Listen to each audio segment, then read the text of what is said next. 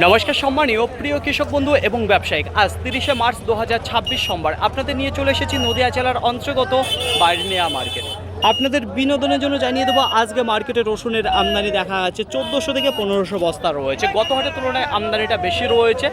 গ্রাহকের যদি কথা বলি সেটা কিন্তু যেমন আসে ঠিক তেমনই দেখা দিয়েছে। কোনো বড় ব্যবসায়ী কেনাকাটায় নামেনি আজকে মার্কেটে, যে কারণে রসুনের প্রতি 500 টাকা কুইন্টাল প্রতি ডাউনের দিকে দেখা দিয়েছে।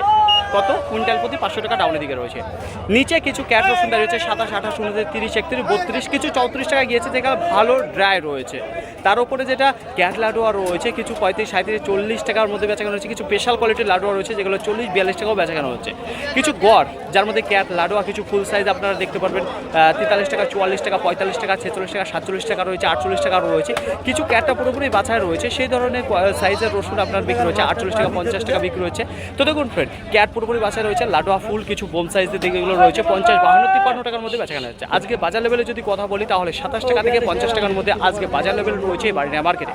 বেশ কিছু রসুন আজকে রিটার্ন চলে যাচ্ছে। তো দেখুন ফ্রেন্ড, আজকে খুব একটা ওভার সাইজ এবং যে গ্রেডিং করা যে রসুনগুলো ফুল বোম সাইজ সেগুলো কিন্তু বার্নিয়া মার্কেটে আসেনি, যে কারণে ওইসব দাম আপনাদের সামনে তুলে ধরতে পারলাম না।